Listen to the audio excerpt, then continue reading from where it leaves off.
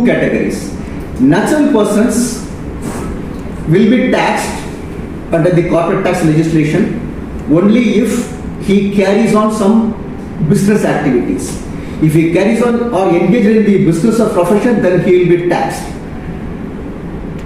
And in the case of legal entities, if they are having, if the foreign companies are having permanent establishments in UAE, then that companies will be taxed.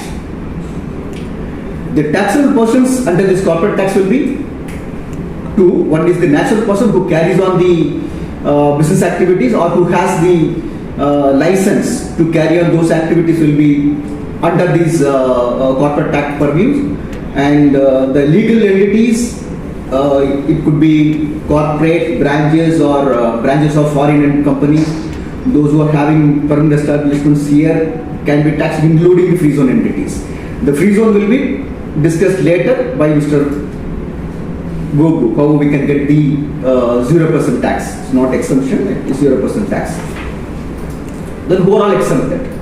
Exempted from this corporate tax purview is mainly the government entities and the charitable and public benefit organization that should be listed in the cabinet decision. Those will be excluded, and some funds, pension funds, social security funds, that is exempted from this corporate tax purview. What's the basis of taxation? It is the residents. UAE residents, as we discussed earlier, one is natural persons, other one is the legal entities.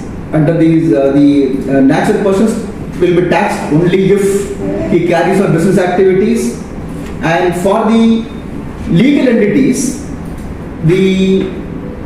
if a company is having a foreign branch or foreign operations where the company is paying tax in the foreign jurisdictions, the UAE entity can take tax credit. Whatever the tax paid over there, they can take credit of that tax,